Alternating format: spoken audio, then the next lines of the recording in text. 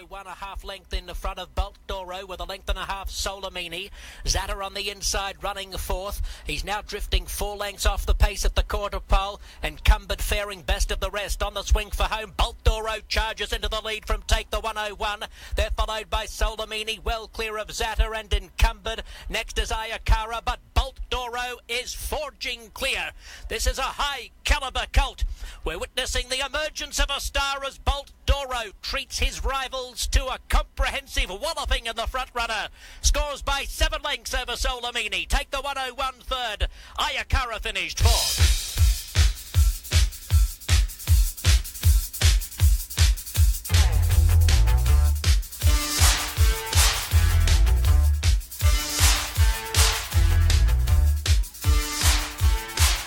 Oh yeah, that call of the Front Runner Stakes from Santa Anita Park, brought to you by the lungs of Michael Rona. Welcome to the second episode for the second season of the Whip and Neigh podcast here on Sports Radio, Detroit.com, SRD. I am one of your show hosts, Pete Spivak, of Detroit's 1130 WDFN The Fan and 106.7 The D. Actually, I used to be part of 106.7 The D. I'm not anymore. That's my usual spiel. So let me start that again. I'm Pete Spivak of Detroit's 1130 WDFN The Fan, and you can catch my sports updates during the afternoon hours Monday through Friday in the Metro Detroit area, and find me on Twitter at Son of USFL Dad, and my co-host is Ryan Dickey. Hey, Ryan, how you doing, buddy?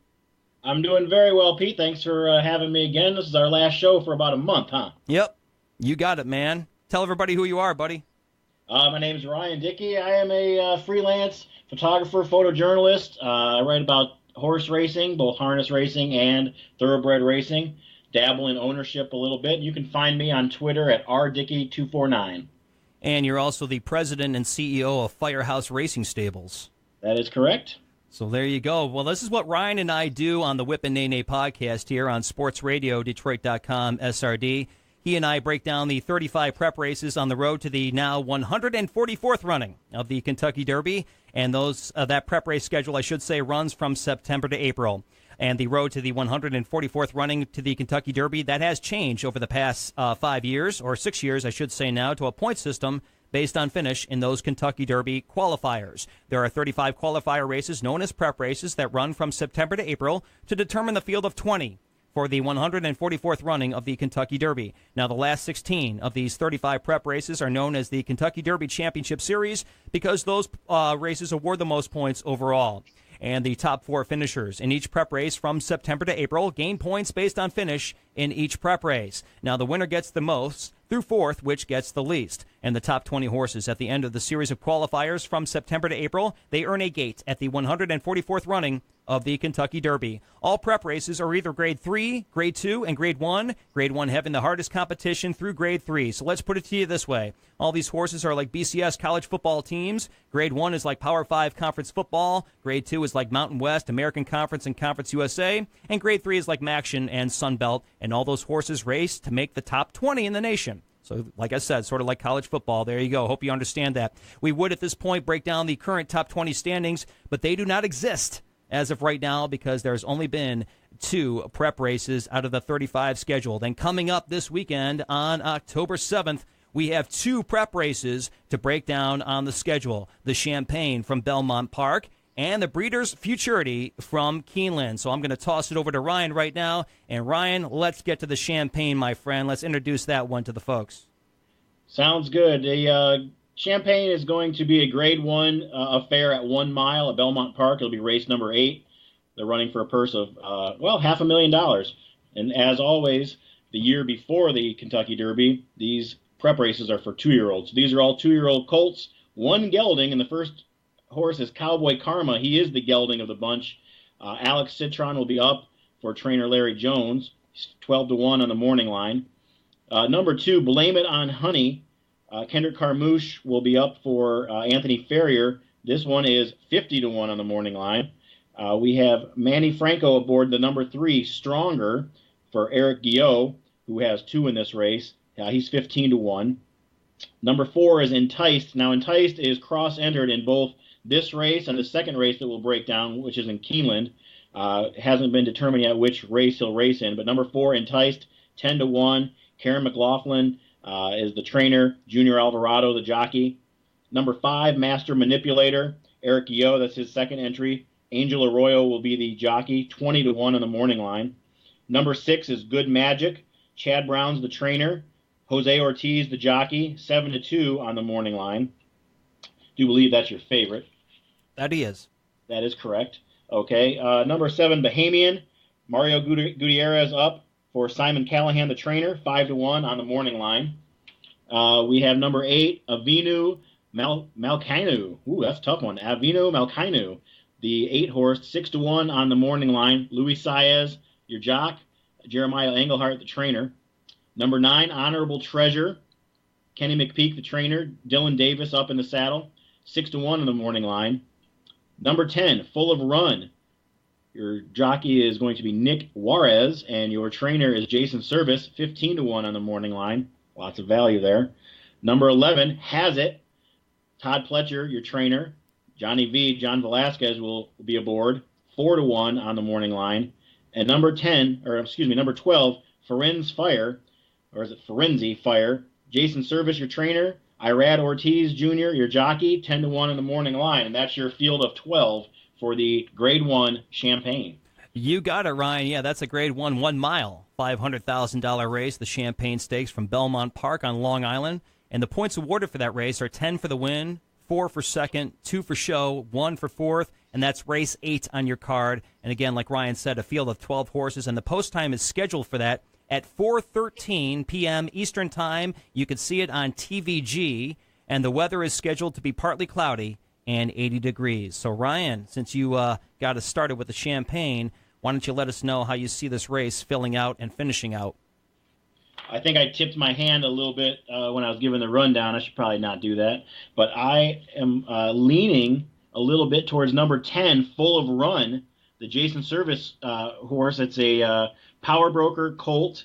He was a $70,000 purchase at Keeneland September last year. And Nick Juarez is up. He won his first asking at Monmouth at 5.5 furlongs. I know we're stretching out here. Other horses in this race have won bigger maiden races, like races that have had a higher purse. And Monmouth isn't exactly your top-tier track compared to Saratoga or Keeneland.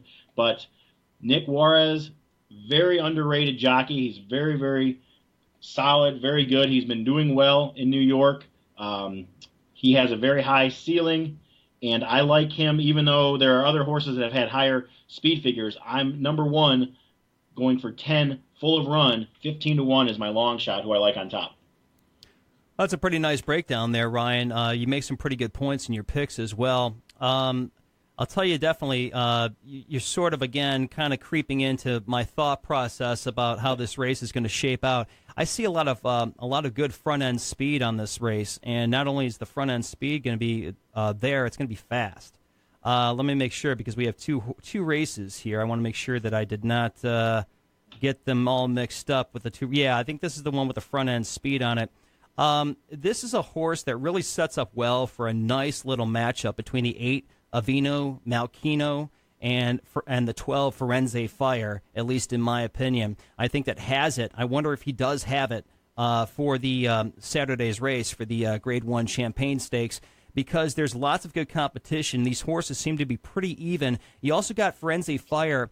He's actually, I wouldn't say that he's sort of stepping down in class. I would say that actually he is sort of stepping down in class just a bit. He's moving on from the competition, which is going to be running in the Claiborne Breeders Futurity, which you and I will discuss next. But Ferenze Fire faced a lot of those horses that's in the Breeders Futurity, but now he moves on to. It seems just like a tick down in talent. He moves on to this field of 12 horses for Saturday's Champagne Stakes, and at 10-1 on the morning line, the 12-horse Ferenze Fire. He has a lot of good class coming into this race. Now, he won the Grade 3 6-furlong Sanford Stakes from Saratoga in 1:11.50, where he stalked from second to win by a length. And last time out in early September, he ran fourth at the Grade 1 7-furlong Hopeful Stakes from Saratoga, where, again, he stalked from the lead, but he just couldn't mount a late charge. So I like Ferenze Fire. I like the 11 Has It. Again, a son of Warfront. You can't go wrong there. Now, you got to keep in mind that he's 1-for-1 in his career, and he's coming off a maiden win in a field of only 5 horses, and he's 4-1 on the morning line. So I don't know if Hazard is going to have it against a larger field for the Champagne. So I really think it's going to come down to the 8, Avinu, Malcano, and the 12, Firenze Fire, coming down to the end. I like Good Magic as well, the 6 horse, obviously 7-2 on the morning line as your morning line favorite. But I definitely see the 8 and the 12 on top with the 6 behind them. I like the 7. I believe the 7 is Bahamian, however they're going to pronounce it, the son of Freedom Child. So look for the 6, 7, 8, and 12 to be your top 4 horses, in my opinion, for the Champagne Stakes on Saturday from Belmont Park. Again, post time scheduled for 4:13 Eastern Time in the afternoon, and you can watch it on TVG. So, Ryan, what do you think about that one there, buddy? Well, I'll tell you, I look to the outside in this race. Of course, I like the 10 Full of Run. I also like Firenze Fire, the number 12. Like you said, he's the only graded stakes winner in the bunch. And like you said, he might not be the top echelon as the ones that are racing in Keeneland, but I think trainer John Service picked a good soft spot. I bet he wishes he didn't get the far outside, but I think if you look at this field, he's definitely the class of the field. I expect him to hit the board. I also like the number 9, Honorable Treasure, Kenny McPeak. This horse won last out at Saratoga, had a 90 buyer figure. He shows some speed. He should be in the front. Dylan Davis up. He's never ridden on this horse before, but I like the 9. And then obviously, Good Magic, the number 6. It's hard to bet against Jose Ortiz with Chad Brown as the trainer in New York. So I'm going to go 10, 9, 6, 12, or 10, 9, 12, 6. So those are my top 4 picks: 10 over the 9, the 6, and the 12. Okay, very good. And my 4 picks are going to be either the 8 or the 12 over the 6 and the 7 in my book. And you can throw you could probably throw in the 11 has it in there. Actually, you know what? The 9 Honorable Treasure is definitely a little. I like the 9 a little bit more than the 11 has it. So I'll go with the 6, the 7, the 8, the 9, and the 12 for Saturday's Champagne Stakes. Right. So is that? Are you all set then with your picks there for that one, Ryan? Yep, I'm locked in. All right, my friend. Then why don't you take it on down? Now, why don't we take it to the Keeneland Racecourse over there in Lexington, and why don't you let everybody know what the field looks like for the Grade 1 mile and 1/16th mile, I should say, $500,000 Claiborne Breeders Futurity. This is my happy place in the world, Keeneland, down in Lexington, Kentucky. This is the 104th running of the Claiborne Breeders Futurity. It is a Grade 1, as you said. Number 1 horse is Lionite, 12-1 on the morning line. Ricardo Santana Jr. in the irons. Steve Asmussen as the trainer. Number 2, Esmash, 6-1 on the morning line. Javier Castellano in the saddle. Brad Cox is your trainer. Number 3, Lone Sailor, Florent Giroux is the jockey. Tom Amos is the trainer, 12-1 on the morning line. Number 4, 10 City, Corey Lannery up for trainer Ken McPeak, 10-1 on the morning line. The number 5 is Bravazzo, 30-1 on the morning line with John Kenton Court up for trainer D. Wayne Lucas. The number 6 is Lone Rock, also 30-1. William Van Meter is the trainer. Joe Bravo is the jockey. Number 7, Give Me a Minute. Dallas Stewart is the trainer. Brian Hernandez Jr. is the jockey, 7-2 on the morning line. Number 8, Bourbon Resolution. Julian Leperoux is the man in the saddle. Ian Wilkes is your trainer. Number 9, Free Drop Billy for trainer Dale Romans. Robbie Alvarado in the saddle, 2-1. That's your favorite. Number 10, Craze Brooklyn Law is ridden by Joe Rocco with Michael Dilger, the trainer. Number 11, Captivating Moon, 20-1 on the morning line, just like the number 10. They're both 20-1. Jose Valdivia is the jockey. Chris Block is the trainer. The number 12, Ready Prospector. Oscar Modica is the trainer. Miguel Mina is your jockey, 30-1 on the morning line. And number 13, the previously mentioned Enticed. Like you said, he's cross-entered in both races that we're handling here. Karen McLaughlin is the trainer. Jose Lescano is your jockey, 15-1 at Keeneland. There you go, and that Claiborne Breeders Futurity is going to be race 8 on your card. As Ryan just let you know, a field of 13 horses, and the post time is scheduled around 5:10 Eastern Time. Again, you can see that race on TVG, and the weather is scheduled to be partly cloudy and 84 degrees. So, Ryan, why don't you get into your breakdown there, buddy boy? What does your homework tell you? Oh, by the way, real quick, sorry, I forgot to mention that points awarded for this race actually increase. It's going to be 20 for the win, 8 for second, 4 for third, and 2 for fourth. Sorry about that, Ryan. Didn't mean to interrupt you. Oh, that's totally fine. Number 1, Lionite, is a maiden, and therefore I'm going to toss this horse. This is a Grade 1 race. We're not going to have a horse in here who hasn't won.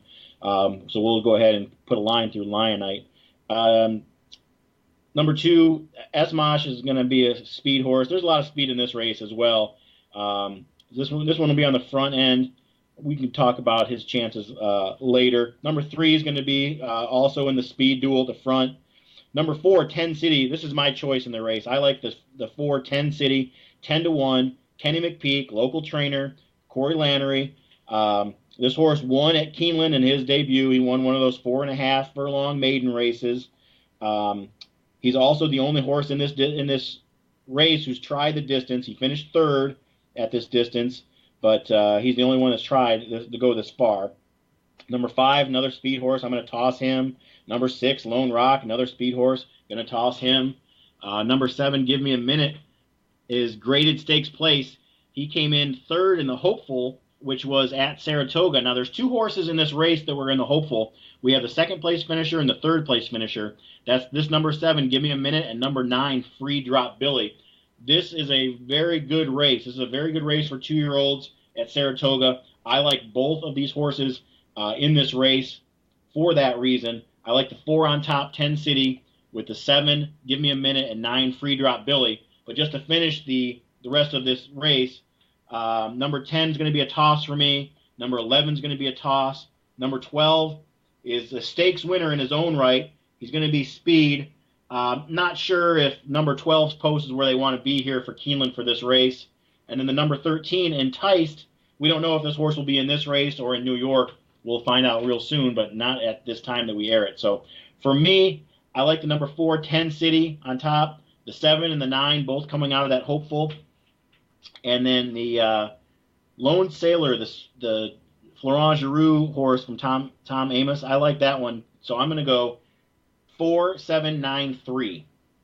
4-7-9-3 for Ryan. Yeah, and I know everyone's going to bet the 2.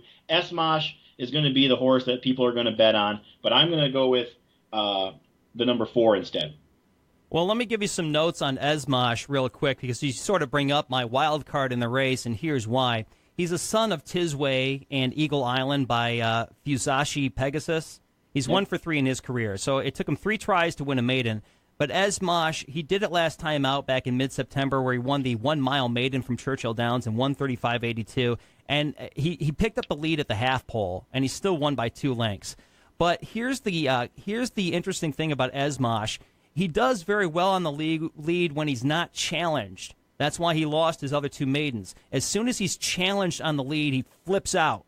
And he, not flipping out physically, he'll flip out mentally. He looks like he has to try to maintain that head, a head in front sort of lead. He's pressured when he's on the lead. And Lone Sailor is going to pressure Esmosh.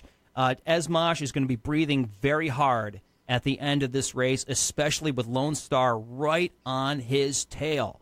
So the front end speed is definitely going to be this is definitely a front end speed race. I do not see one of the early leaders or even at the halfway pole leaders winning this race. It's going to be somebody coming down the stretch at the end. And that opens the door for a horse like the one that no one's really talking about, and that's the 8-horse Bourbon Resolution. Julian Leperoux on the saddle for Ian Wilkes at 8-1 on the morning line. Now, he's the son of New Year's Day.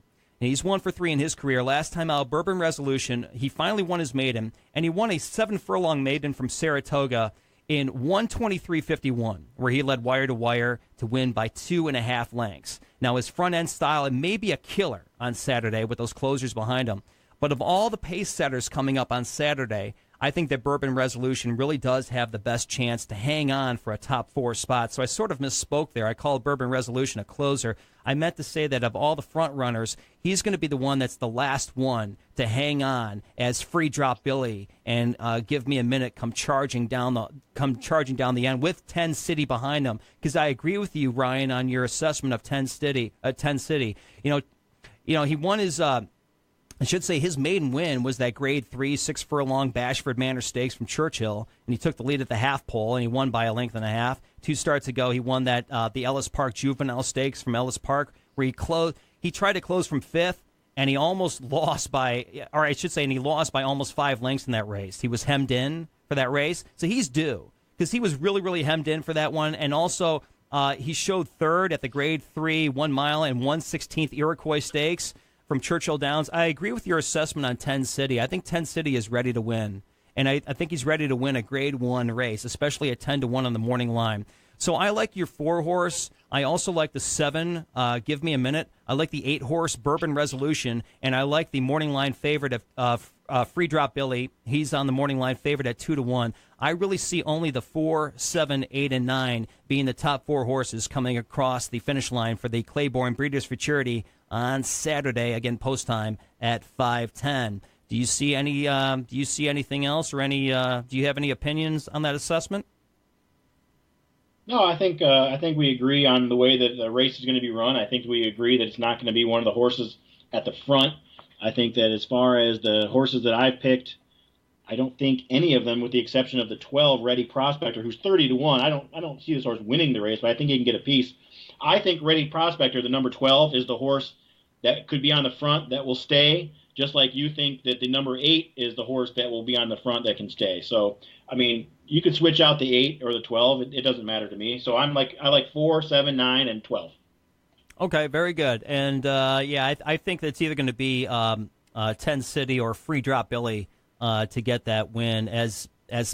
As crazy as it sounds to look at a 2-1 favorite in a 13-horse field, or actually 12, depending on where Enticed goes, but I really think that Free Drop Billy is a very good favorite. And also Free Drop Billy, now this is something interesting. He also was in competition with Firenze Fire, who we talked about for the last race. And again, Firenze Fire left this group to go win in the Champagne group. So that leaves Free Drop Billy behind as pretty much, that's why he's your morning line favorite in my book. That's how I look at it. But I think that it opens up the door for a horse like 10 City. So I agree with you. Unfortunately, I should say fortunately, you and I both agree on the 4-horse 10 City.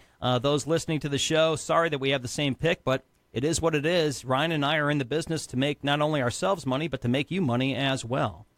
So that's how we do it. Ryan, any other comments on either the Champagne or the Breeders' Futurity?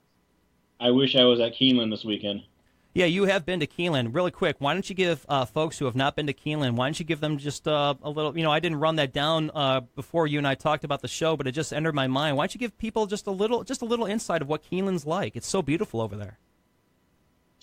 If there is a heaven for horse players, people who like horses and enjoy horse racing, Lexington, Kentucky is probably it. I've been to Saratoga. Saratoga is wonderful. It's a great racetrack. It's a nice little town. But if you want the full spectrum of horse racing, from the breeding grounds, the breeding sheds, the retirement homes, the big, large farms, everywhere you look, it's all about horses. It's all about thoroughbreds. Keeneland, the race course itself, is second to none. The amenities are great. The clubhouse is wonderful. The people who work there are great. The sales pavilion is great. Everything about Keeneland and Lexington, Kentucky is great. And I cannot wait to retire from the fire department so I can move there. And that's where I'm going to spend my waning days. In the mecca of the horse racing industry over there in Lexington, that's where you're going to turn old and gray and gather spider webs, but you're going to bet your way to heaven, aren't you? I'm going to try. If anybody can bet their way to heaven, it'd be you, my friend. Thank you. You're very good at what you do. Well, Ryan, we have reached the end of our show here. Let's let folks know what's coming up. Ryan and I will be off for about a month because the next prep race on the schedule is on Breeders' Cup weekend. It'll be the Breeders' Cup Juvenile from Del Mar, which is where the Breeders' Cup competition is happening from beautiful Del Mar. That's probably like the West Coast version of Lexington, Kentucky. I've only seen pictures of Del Mar. Have you been to Del Mar? I have been to Del Mar, but not during the racing season. I've only driven by the track and looked in, and it's great, and I'd like to be there. I wish I could be there for the Breeders' Cup this year, just not in the cards, but it's beautiful. It's where the turf meets the surf, or the surf meets the turf, whichever way they want to say it. Right, exactly. Well, that's the next race, what you and I will break down. Again, Ryan and I will be back for the weekend of November 4th, and that'll be the Breeders' Cup weekend as Ryan and I concentrate on the Breeders' Cup Juvenile from Del Mar, and that's always the most important race for the 2-year-olds. So we'll definitely be on top of that one. Don't forget to tune in to other shows and podcasts here on Sports Radio, Detroit.com SRD, including Out of Bounds, Spinning the Wheels, Mitten Sports Talk, Wrestling Fans, SRD Roadshow, Fanarchy, Over Under Fair, Pucking Around, Tigers SRD, Wings, Pistons, and Lions SRD, the Laugh Track Podcast, and the Set Piece Podcast. Also, don't forget to check back for more of the Whip and Neigh podcasts here as the Triple Crown season progresses. Thank you very much to all of our listeners. A reminder, I am one of your show hosts, Pete Spivak, on Detroit's 1130 WDFN, The Fan. That's where you can hear my sports updates in the Metro Detroit area Monday through Friday. Find me on Twitter at Son of USFL Dad. Ryan? You can find me at Twitter at rdickey249. Ryan, thanks so much again for doing the show with me, pal. It's always a good time. Picking your brain, man, is good stuff. It helps me. Sounds good. I do what I can. Thank you very much, everyone. A reminder what Stan Laurel says, you can lead a horse to water, but a pencil must be led. Good luck, hail, and farewell.